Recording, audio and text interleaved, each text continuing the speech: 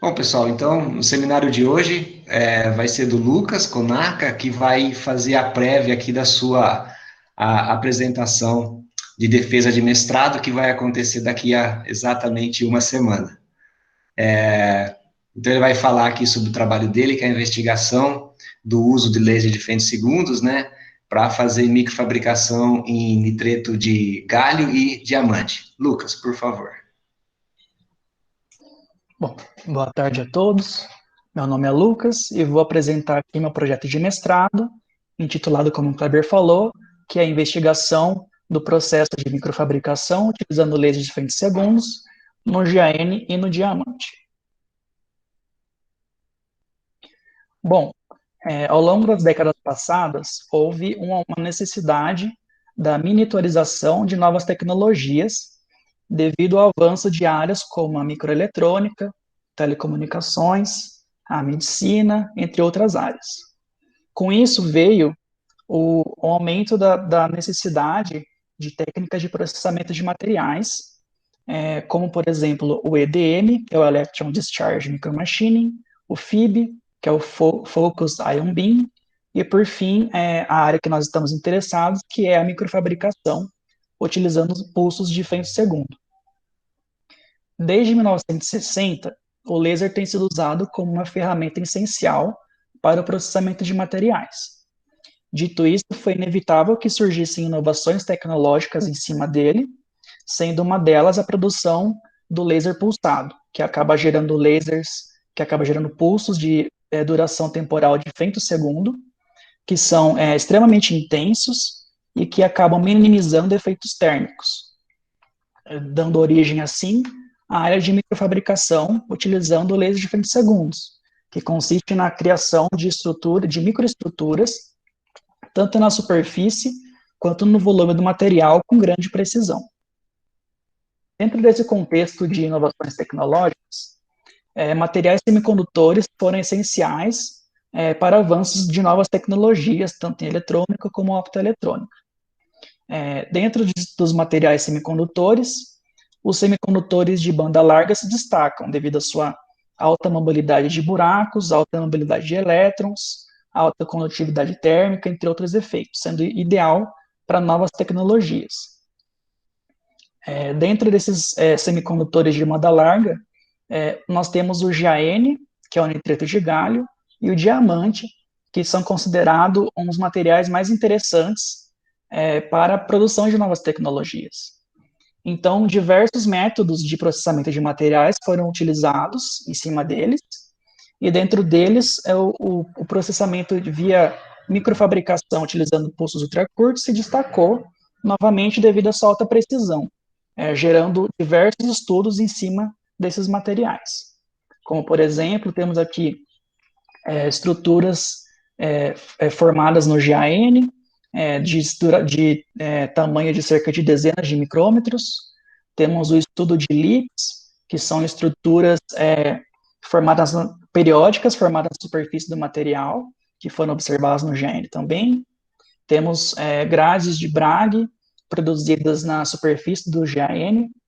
E, por fim, um estudo do efeito de incubação, que foi feito em 800 nanômetros, utilizando um laser de titano-safira, que produz pulsos de 120, 50 femtosegundos. No diamante, nós temos aqui um estudo de comparação entre pulsos curtos e longos. Temos um estudo de influência de parâmetros experimentais em cima da microfabricação. Temos a produção no diamante CVD de microestruturas no volume do material. Temos o estudo da grafitização formada através da microfabricação na superfície dos diamantes. E, por fim, eu tenho aqui um exemplo da produção de guias de onda para o infravermelho, utilizando novamente um sistema de femtosegundos. Então, microestruturas produzidas utilizando essa metodologia de processamento de materiais são altamente dependentes de parâmetros experimentais, como, por exemplo, a potência do laser, ou a velocidade de translação do material, o seu comprimento de onda de excitação, a duração temporal do pulso, entre outros efeitos. Então, os estudos com relação à microfabricação, utilizando pulsos ultracurtos, tanto no GN quanto no diamante, ainda é um trabalho em progresso. O efeito de incubação, por exemplo, ele não foi extensamente reportado na literatura, visto que os poucos que foram utilizaram um sistema de laser de femtosegundo de titano-safira, o qual é centrado em 800 nanômetros. Então, o objetivo do meu projeto é o estudo do efeito da microfabricação utilizando laser de femtosegundos no GAN e no diamante, nesses 3 comprimentos de onda, de 1030, 515 e 343 nanômetros. Com isso, eu terei, então, um melhor entendimento dos aspectos fundamentais envolvidos nessa técnica de processamento de materiais. Dentro desses aspectos fundamentais, o efeito de incubação em si. Falando um pouco agora sobre pulsos ultracurtos, um pulso ultracurto ele é definido como um pulso de luz com uma duração temporal de cerca da ordem de picosegundos até femtosegundos de duração. E esses pulsos são conhecidos por sua alta intensidade de pico. E a geração desses pulsos ultracurtos requerem essencialmente de um meio de ganho, que é excitado por uma fonte externa, um conjunto de prismas para lidar com a dispersão, uma cavidade e um sistema de um mecanismo Mode-Lock. Então, nessa minha cavidade, as frequências permitidas, os modos permitidos dentro da minha cavidade, é dada por essa equação aqui, onde Q seria um número inteiro, o C é o comprimento, é a velocidade da luz, e o L é o comprimento da cavidade. Então, da análise dessa equação, a gente consegue ver que o número de modos possível dentro da cavidade é infinito. No entanto, esse valor é limitado pela minha meio de ganho, que permite apenas certos modos de frequência dentro da minha cavidade. Então, ainda na cavidade, a soma total, então, desses modos acaba gerando o meu laser, e isso a soma desses campos propagantes dos modos é dada por essa equação aqui. E como a gente pode ver desse gráfico aqui, com o aumento dos modos da minha cavidade, há uma certa competição entre esses modos, o que acaba gerando esse sinal ruidoso aqui, visto na figura 6C. Então, para a geração de pulsos ultracurtos, nós queremos organizar esses modos, de tal modo que ele fique igual à figura 6D, que é realizada através do mecanismo de Mode-Lock, o qual, essencialmente, ele organiza esses modos, fazendo o φQ, que seria a fase entre esses modos, constante. Além disso, como a gente pode observar nessa figura, com o aumento do número de modos permitidos na minha cavidade, há um encurtamento dos meus pulsos curtos gerados e um aumento da intensidade de pico de cada pulso. Então, dentro desse contexto também de sistemas laser, a gente tem o sistema CPA, que é o Chirped Pulse Amplification, que é um sistema extremamente importante do ponto de vista de microfabricação, uma vez que ele consegue aumentar a energia do pulso da ordem de nanojoules para a ordem de milijoules. Então, um pulso ultracurto gerado por um outro sistema, ao passar por um par de grades de difração aqui, ele é alongado temporalmente, então ele é amplificado e, novamente, ele é encurtado, gerando assim um pulso ultracurto amplificado. E o motivo desse alargamento temporal do pulso para fazer assim a amplificação é o simples fato de que se a gente simplesmente amplificasse a energia do pulso ultracurto, sem esse processo de alongamento, poderia levar a danos nos componentes ópticos do sistema.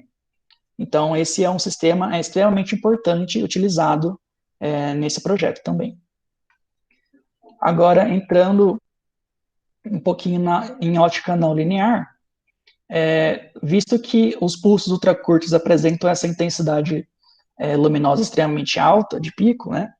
Então, a amplitude do campo elétrico de um pulso de 20 segundos é da mesma ordem da amplitude do campo interatômico dos átomos e moléculas, fazendo com que a gente acabe saindo do regime de ótica linear e entrando para o regime de ótica não linear, que é exemplificado pela transição dessa equação da polarização da luz para essa equação aqui, onde ela é representada com uma série de potências e onde os Q2, Q3 são as susceptibilidades elétricas de segunda, terceira e assim por diante ordens, e eles são responsáveis por diversos efeitos da ótica não linear, como a geração de segundo harmônico, soma diferente de frequências, geração de terceiro harmônico, índice de refração não linear e assim por diante.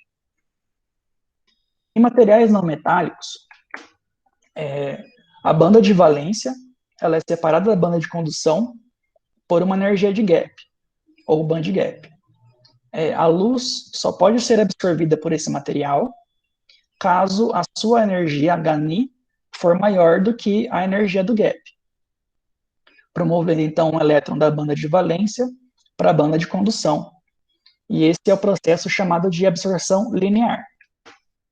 Caso a energia do fóton for menor do que a do gap, essa absorção só pode ocorrer através de absorções, de processos absortivos não lineares, que são eles a ionização tunelamento e multifotônica e, por fim, a ionização avalanche.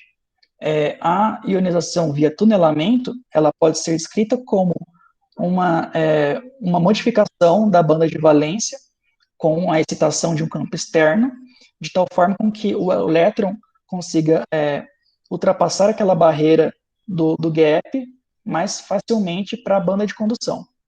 Ou seja, seria como se fosse um tunelamento dos elétrons através da barreira para a banda de condução. A ionização multifotônica, ao contrário da ionização tunelamento, ela tem aqui a ação de múltiplos fótons em cima de um mesmo elétron, com qual o somatório da energia desses fótons em cima do elétron vai ser maior ou igual do que a energia do gap, promovendo então esse elétron da banda de valência para a banda de condução.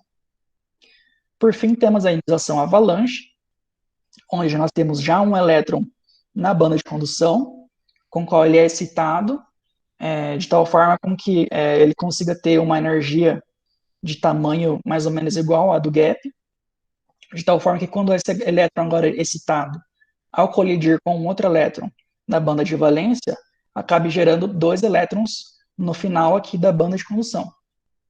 E agora esses 2, se novamente forem excitados, vão gerar 4 elétrons, aqueles 4 vão gerar 8 e assim por diante. Por isso o nome de ionização avalanche.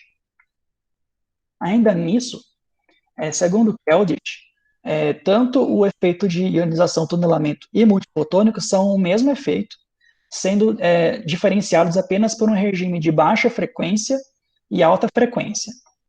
E essa diferenciação ela pode ser feita através do cálculo do parâmetro de Keldysh, que é dado por essa equação aqui, onde se esse parâmetro for muito menor do que 1, o efeito de tunelamento é dominante, enquanto que se esse parâmetro for muito maior do que 1, a ionização multifotônica prevalece. Falando um pouco agora sobre os aspectos mais fundamentais da microfabricação, então a gente tem, quando há esses processos de ionização não lineares no material, aparece então uma grande densidade de elétrons na superfície desse material. E quando essa densidade ela chega a um certo valor crítico, ela então passa a fazer dano na superfície desse meio material, e esse é o chamado de processo de optical breakdown. Então, isso deu origem ao que eu já tinha falado do processo de microfabricação, com qual ele, então, produz dano, e com isso ele faz as microestruturas, tanto na superfície quanto no volume do material, com grande precisão. E essa precisão, né, essa alta resolução espacial, ela é altamente atribuída aos processos de absorção não lineares, uma vez que eles dependem bastante da intensidade da luz. Então, caso a gente esteja fora do volume focal do meu laser, esses processos não irão acontecer e não irá haver dano na amostra. Consequentemente, se a gente estiver no volume focal, naquele ponto em específico irá ter a formação de dano naquele material. Então, daí vem a sua grande resolução espacial. Certo. Além disso, o pulso ultracurto ele tem uma duração menor do que o período vibracional dos íons, fazendo com que a transferência de energia do fóton para o material, ela é basicamente, essencialmente realizada na distribuição eletrônica daquele material, aumentando assim a densidade de elétrons livres e o seu calor, enquanto que a rede ela permanece congelada para esses efeitos. Certo? Então, quando essa densidade de elétrons chega àquele valor crítico, aquele ponto crítico, essa densidade de elétrons ela aí passa a distribuir a sua energia para a rede, rapidamente esquentando e vaporizando, acima do ponto de vaporização, resultando em microexplosões naquele ponto. Ao mesmo tempo, devido à ionização multifotônica, a gente tem aqui a produção de muitos elétrons livres na superfície do material, então tendo um desbalanceamento eletrônico naquele local, gerando então uma explosão Coulomb, fazendo com que tenha microexplosões também. Então, o conjunto dessas microexplosões é o que causa dano no material e é o chamado de processo de ablação.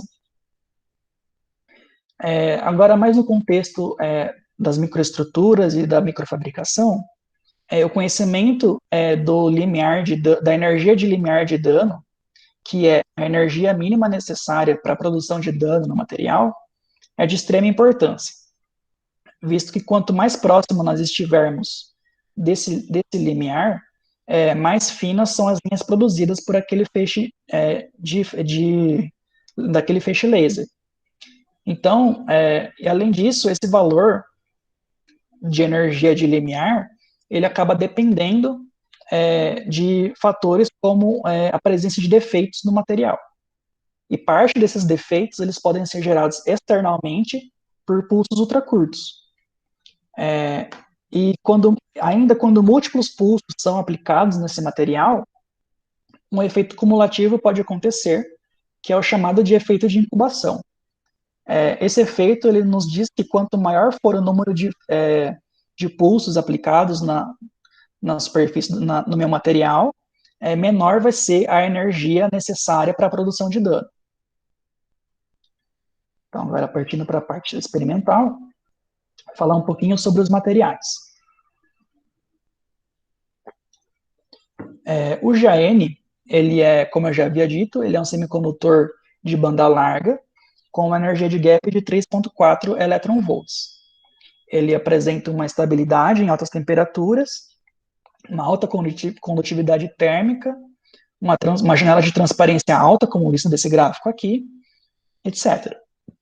Então, ele é extremamente relevante em optoeletrônica, na produção de LEDs, na produção de dispositivos eletrônicos de alta temperatura, de transistores de efeito de campo, e assim por diante.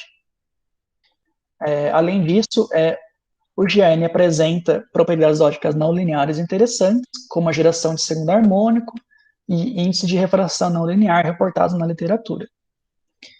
A amostra de GaN que eu vou estar utilizando no meu projeto foi providenciada pelo professor Tobias Voss, da Alemanha, e ele é uma amostra de filme fino que foi crescida através de epitaxia, e ela tem uma grossura de 9,3 microns e foi depositada em cima de um substrato de safira.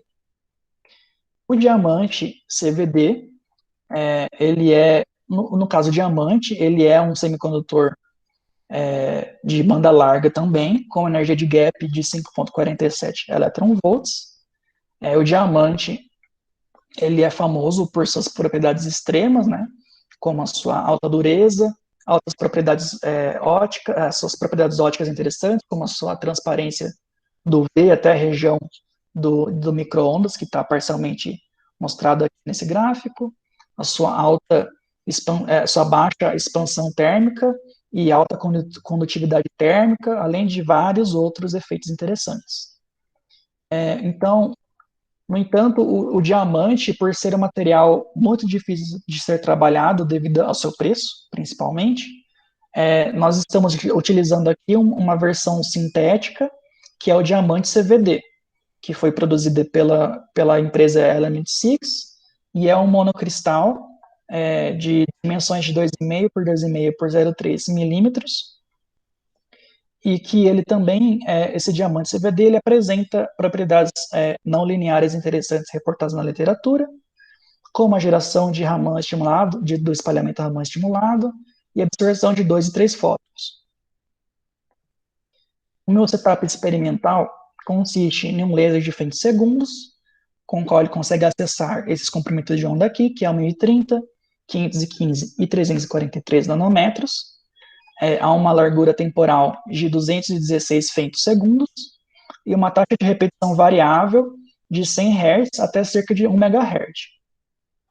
Esse feixe laser ele é então focalizado numa objetiva de abertura numérica de 0,65, uma objetiva de microscópio de 40 vezes, o qual focaliza o feixe numa amostra que está disposta num estágio de translação motorizado, que é controlado nas 3 dimensões por um computador. Além disso, temos uma câmera CCD que está acoplada ao sistema, onde então torna possível a visualização imediata da microfabricação. O método que eu vou estar utilizando para avaliar o efeito de incubação é o método de dano zero, introduzido por Liu. Esse método consiste, essencialmente, na produção de linhas na superfície do material com diferentes potências. Como a gente pode observar da figura 18, conforme a gente vai aumentando as potências, as linhas vão ficando cada vez mais grossas, quando a gente consegue ver da figura aqui de cima para baixo. Esse comportamento da largura da linha, ela foi estimada, ela foi calculada pelo Liu através desse modelo aqui, onde o R quadrado, o raio ao quadrado da linha, depende então do Ln, da energia por pulso e a energia de limiar, que é o que eu estou interessado. Então, esse método, então eu vou fazer essas linhas aqui, fazer a medida dos raios da linha e fazer o cálculo da energia por pulso, que nada mais é do que a potência média dividida pela taxa de repetição do laser. Então, eu faço o gráfico de R quadrado pela energia por pulso, e do fitting desse gráfico, eu obtenho o W0, que é a cintura do feixe no foco, e a energia de limiar. Essa energia de limiar eu converto, então, para a fluência de limiar, que é joules por centímetro quadrado, que é um valor mais reportado na literatura. Partindo para os resultados. Então, como eu já havia dito, eu vou fazer aqui a microfabricação utilizando o pulso de 20 segundos para fazer análise do processo de incubação, tanto no GAN quanto no diamante CVD, utilizando o método de dano zero nesses 3 comprimentos de onda possíveis. Mas para eu ter o acesso ao efeito de incubação, eu preciso saber, além da fluência de limiar, né, além da energia de limiar, eu preciso saber o número de pulsos que estão atuando na minha microfabricação. O número de pulsos ele é dado através da função de θ Jacobi, que é essa aqui, que pode ser aproximada num regime de altos pulsos, com um regime de um grande número de pulsos, para essa equação aqui, onde basta saber, então, a taxa de repetição do laser, o W0, que já é calculado do método de dano zero, e o V, que é a velocidade de varredura dos meus motores que a amostra está disposta, que eu tenho também.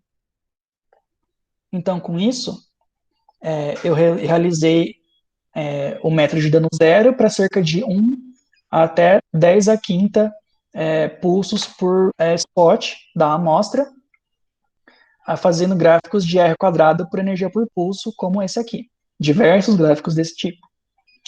Então, com isso, eu consigo fazer os gráficos da incubação no GAN aqui, no caso em 1030, 515 e 343, respectivamente.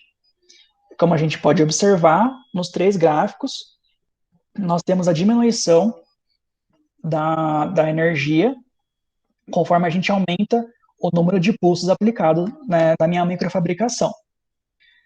Além disso, a gente consegue ver também que os valores eles são bem diferentes uns dos outros, sendo o primeiro aqui, esse valor alto pode ser atribuído ao fato de que é um processo de 3 fótons, de ionização multifotônica de 3 fótons.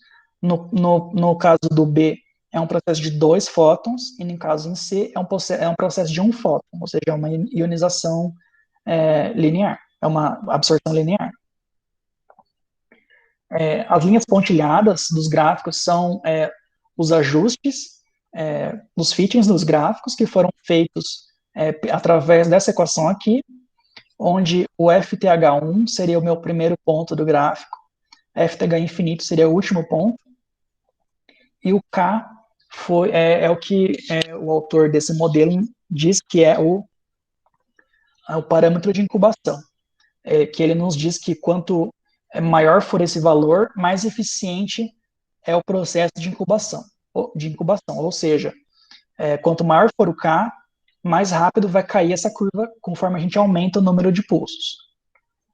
Então, quando a gente compara o parâmetro de incubação em função do comprimento de onda, a gente observa esse comportamento decrescente desses pontos, mostrando que o processo em 343 de incubação foi mais eficiente quando comparado ao 515 e ao 1030, que uma possível explicação seria ao fato de que esse primeiro caso aqui é uma absorção linear, que é muito mais provável de acontecer quando comparado a um processo de 2 e 3 fótons, respectivamente. Agora, vamos fazer uma comparação com o modelo teórico proposto por esse autor Stewart aqui. Esse modelo, ele assume que quando a gente aplica um laser na superfície do material, há a formação daquele plasma, daquela densidade de elétrons na superfície, chamada de N, pelo autor, e quando essa densidade chega a um valor crítico, ela passa a realizar dano na amostra. E então, esse processo da formação da densidade de elétrons, ele é realizado, segundo esse modelo, apenas pelos processos de ionização multifotônica e avalanche. Não leva em consideração a ionização via tunelamento. Então, segundo esse modelo, ele consegue nos fornecer essa equação aqui para realizar o cálculo da fluência de limiar de um pulso. Que eu esqueci de mencionar que esse modelo ele leva em consideração apenas um pulso, não múltiplos pulsos. Então, para esse cálculo aqui da fluência de limiar de um pulso, basta eu saber esse parâmetro I0, que é a intensidade de pico, sendo que o tal aqui é a largura temporal do pulso, que a gente já tem. E para eu calcular esse I0, eu preciso resolver essa equação aqui de baixo. Essa equação aqui é a relação da densidade de elétrons, que é dada por N, em função de todos esses parâmetros aqui. Onde o M é o número de fótons envolvidos no processo de ionização multifotônica. Σm é a seção de choque de m fótons. Ns é a densidade sólida do meu material. O tal eu já falei, que é a largura temporal. E o alfa, ele pode ser melhor explicado quando a gente simplifica essa equação de cima para essa aqui de baixo, onde o N0 seria a densidade de elétrons gerada pelo processo de ionização multifotônica, e essa parte exponencial representaria a ionização avalanche.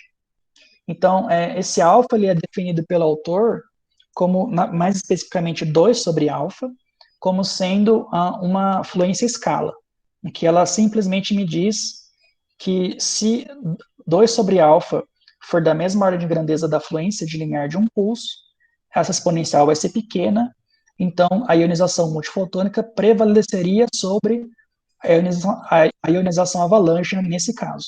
Então, esse 2 sobre alfa seria apenas uma constante para nós. Agora, como que eu vou realizar esse cálculo do N, né, para fazer essa simulação? Eu precisaria, então, encontrar o valor do M, o valor da seção de choque, o NS, que eu posso calcular também, e o alfa, que foi que utilizei o mesmo valor descrito pelo autor do modelo. Então, eu preciso encontrar o valor do número de fótons que estão atuando no processo de ionização multifotônica. Então, lembrando lá do meu modelo, do meu gráfico anterior, para um elétron ser passado da banda de valência para a banda de condução, eu preciso ultrapassar esse gap. No caso do GaN, eu tenho um gap de 3,4 eletronvolts. Então, quando a gente incide nele um fóton de 343 nanômetros, é necessário apenas um fóton. Quando eu incido um fóton de 515, eu preciso de 2 fótons para ultrapassar essa barreira. Em 1030, eu preciso de 3 fótons. Agora que eu tenho o valor de N, basta eu calcular, então, as seções de choque. As seções de choque, eu vou estar calculando através dessa equação aqui, onde eu preciso saber a absorção de M fótons daquele mesmo material, coeficiente de absorção. Esses coeficientes de absorções, eles foram obtidos da literatura, e então eu calculo, através desses parâmetros aqui, a seção de choque. No caso do comprimento de onda de 343 nanômetros, é uma absorção linear. Então, para isso, para fazer esse cálculo da absorção, do coeficiente de absorção, eu utilizei a lei de Beer-Lambert, onde o coeficiente de absorção ele é dado simplesmente por essa equação aqui, onde basta eu calcular, então, a absorbância do GaN. Certo. Agora que eu tenho esses valores, eu consigo, então, fazer o meu modelo, a minha simulação numérica do N em função do I0. Mas tá, eu tenho aqui agora vários valores de zero. Qual que é o valor de zero que eu estou interessado? O valor de zero que eu estou interessado é o valor de zero para o qual a densidade de elétrons for igual à densidade de elétrons crítica, que é aquela que produz dano. Então, mas como eu não tenho esse valor de NCR, N crítico, o que eu fiz foi, no primeiro caso, em 343 nanômetros, eu fiz essa curva em azul, que é a simulação numérica, e as pontilhadas são os erros associados a essa curva, e eu encontrei o valor de zero, o melhor valor de zero possível, para o qual eu consiga reproduzir a minha fluência de limiar de um pulso experimental. E com isso, eu encontrei esse valor de zero aqui, que quando comparado com aquela minha equação, eu consigo encontrar um valor de N crítico de 2 vezes 10 a 27 elétrons por metro cúbico. Então, para consistência, eu vou estar utilizando esse mesmo valor para os outros dois casos, para aí encontrar o I0 e fazer o cálculo apropriado da fluência de um pulso. Então, eu realizei esse procedimento que eu acabei de falar, certo? encontrei o valor de zero, para qual o N igual a NCR para esse caso, fez o mesmo para o caso em 1030, e aí encontrei os seguintes valores. Para M igual a 1, né, no primeiro caso, em 343, logicamente foram valores equivalentes. Em 515, encontrei novamente um valor equivalente, mas em 1030 não. Encontrei um valor bem diferente do que era esperado, onde foi necessário uma seção de choque de cerca de 200 vezes menor do que o esperado, para eu obter um valor equivalente ao meu experimental. Certo. Uma possível explicação inicial para isso seria, no caso da 1030, como eu estou aplicando uma intensidade muito grande, que seria, por exemplo, de 3,4 terawatts por centímetro quadrado, eu estou numa região de altíssima intensidade luminosa. Então, nesse regime de alta intensidade luminosa, eu vou ter uma saturação dos níveis de defeito, o que acaba resultando numa dependência de quarta ordem da emissão com a intensidade de incitação, visto desse gráfico aqui, na linha pontilhada vermelha.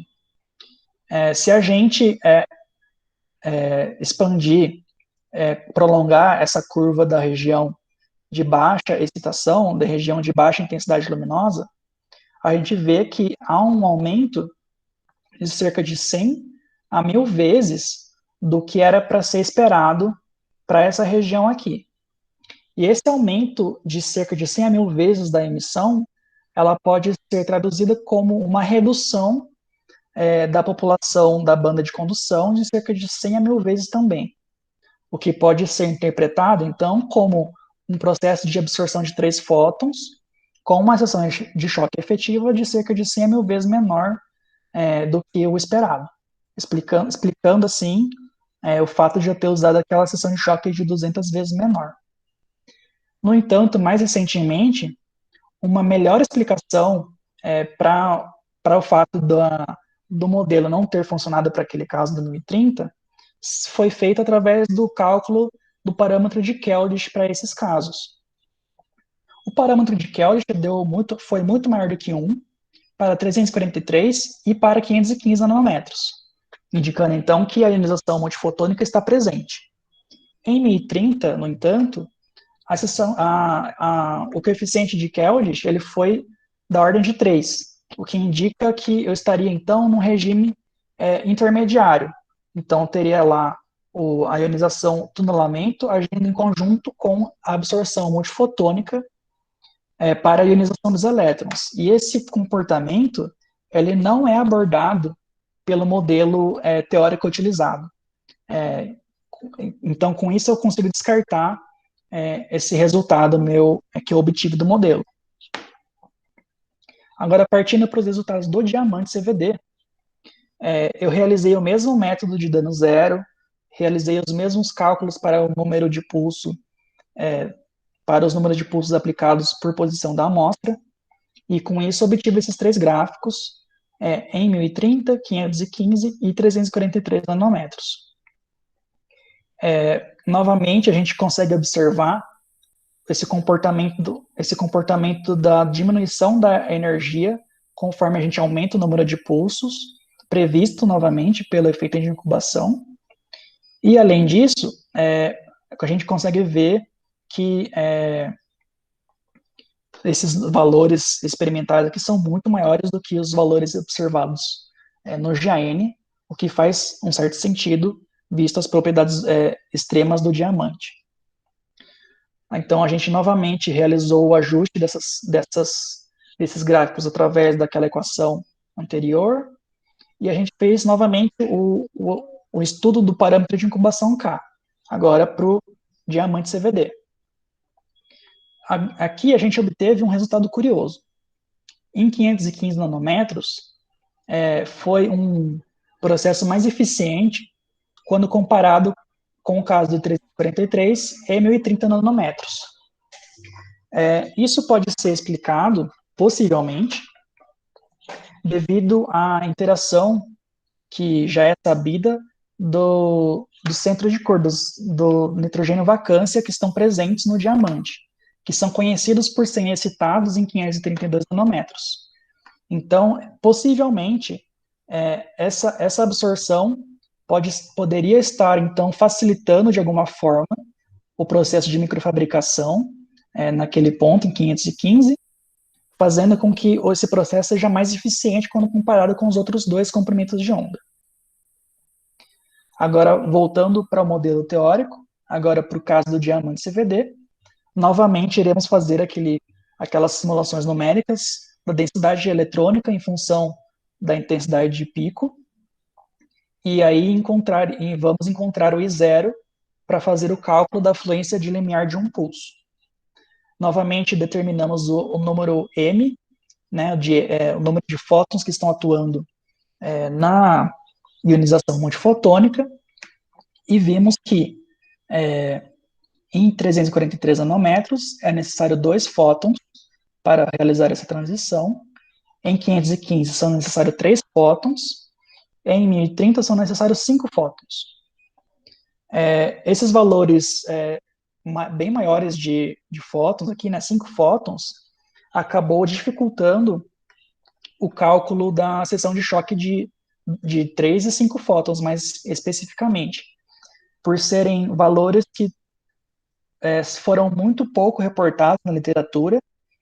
No caso do diamante, a seção de choque de 3 fótons do diamante, aqui, a única que eu consegui encontrar foi para 400 nanômetros, e no caso de 5 fótons, não foi encontrado nenhum valor. Então, realizei novamente o mesmo método para fazer o cálculo da fluência de limiar de um pulso. De novo, como eu não tenho o valor da densidade crítica de elétrons do diamante, assim como do GaN, realizei o mesmo ajuste para encontrar o valor de N crítico. Eu determinei qual que seria o I0, que melhor representaria uma fluência que seja a mais equivalente possível da minha experimental, e com isso eu encontraria esse valor de N crítico, que foi um valor de 6,4 vezes 10 a 29 elétrons por metro cúbico. E, novamente, por consistência, iria utilizar esse valor aqui para todas as próximas simulações do diamante. Agora, utilizando em 515 nanômetros, utilizando aquele valor da seção de choque para 400 nanômetros, determinei, fazendo esse cross-check aqui do NCR com o I0, encontrei esse valor de 0 aqui, com o qual eu consegui calcular a fluência teórica de um pulso, a fluência de limiar teórica de um pulso. Como podemos ver aqui, para M igual a 2 em 343 nanômetros, logicamente foi equivalente. E para 515, apesar da discrepância do comprimento de onda da seção de choque, ainda assim foi um valor muito bom e equivalente ao meu experimental. Então, o que aí disso surgiu uma ideia nossa, que foi como a gente não conseguiu encontrar na literatura os valores de seção de choque, ao invés da gente fazer a simulação para encontrar um valor de fluência de limiar de um pulso, nós vamos utilizar o mesmo modelo, só que agora para determinar a seção de choque. E como que a gente vai fazer isso? Do mesmo gráfico aqui de n em função de I0, eu vou determinar qual que seria o I0 mais optimal para eu encontrar um valor de fluência de limiar de um pulso equivalente ao meu teórico, ao meu experimental. Mas eu vou fazer isso mantendo o meu valor de NCR fixo, que foi o mesmo utilizado anteriormente, de 6,4 vezes 10 a 29. Então, o que eu vou estar mudando nessa simulação aqui vai ser a seção de choque. Eu vou ter que encontrar uma seção de choque para a qual eu consiga casar esse valor de I0 e N crítico. E com isso, eu encontrei uma seção de choque de 3 fótons do diamante para 515 nanômetros, de 0,18 vezes 10 a menos 94, que quando comparado ao reportado na literatura de 3,2 vezes 10 a menos 94, foi um valor muito bom, visto que eles são da mesma ordem de grandeza e bem próximos entre si. Agora, passando para o caso do 1030 nanômetros, esse método alternativo veio muito a calhar, visto que a gente não conseguiu encontrar na literatura a seção de choque de 5 fótons do diamante, para nenhum comprimento de onda. Então, a gente utilizou esse método alternativo e calculou a seção de choque para 1030 nanômetros de 5 vezes 10 a menos 150 centímetros a 10, segunda a quarta, fótons a menos 4. Dos poucos valores que eu consegui encontrar na literatura de seção de choque de 5 fótons, eu consegui encontrar apenas esses aqui. Desses valores, a gente observa que são todos materiais diferentes do meu, comprimentos de onda diferentes, então a comparação é um tanto subjetiva. No entanto, a gente consegue observar que o meu valor de seção de choque do diamante foi menor, consistentemente menor do que os outros valores, o que faz sentido, visto que parte desses materiais são materiais orgânicos, ou seja, tem uma área atômica bem maior do que a do meu diamante, né, tem uma densidade muito maior, uma densidade muito menor, então, consequentemente, eu vou ter uma seção de choque bem maior quando comparado ao diamante, o que é consistente com o que eu tenho aqui.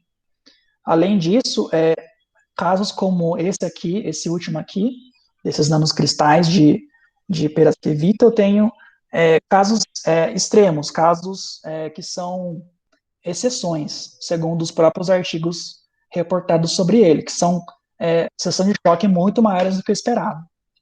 Então, ainda nisso, quando eu comparo esse meu valor com esse aqui, por exemplo, dessa molécula orgânica, ela está ali na mesma ordem de grandeza, praticamente. Então, isso é um bom sinal de que o valor que eu encontrei da seção de choque de 5 fótons do diamante foi um valor razoavelmente muito bom. Então, como conclusões e perspectivas, nesse trabalho eu reportei aqui o estudo do efeito de incubação da microfabricação, tanto no GN como no diamante, nesses 3 comprimentos de onda, determinei ainda o parâmetro de incubação K, indicando que para o GN, o 343 nanômetros foi mais eficiente quando comparado ao 515 1030, e no diamante, o 515 foi mais eficiente. Além disso, a gente comparou os meus dados experimentais com o modelo teórico, o qual conseguiu prever corretamente os meus valores experimentais no GAN para 343 e 515, mas não para 1030, mas isso foi explicado uma vez que o estudo do parâmetro de Keldysh foi levado em conta. No diamante CVD, o modelo teórico conseguiu prever corretamente, novamente, em 343 e 515, apesar da seção de choque de 3 fótons utilizada foi feita em 400 nanômetros. E através desse mesmo modelo, a gente fez uma predição alternativa da seção de choque de 3 e 5 fótons para o diamante CVD, os quais foram as duas muito bem previstas. Além do que foi cumprido nesse projeto, nós estamos, então, interessados em estudar novamente o efeito de incubação em outros tipos de materiais. E, além disso, como o modelo teórico se provou como um método alternativo eficiente para o cálculo da seção de choque de N fótons, testes mais profundos devem ser feitos desse modelo para provar a sua eficácia e, imediatamente, uma comparação mais imediata poderia ser feita, seria o cálculo direto da seção de choque de 3 e 5 fótons no diamante através de métodos como o Z-scan, por exemplo. E é isso. Muito obrigado.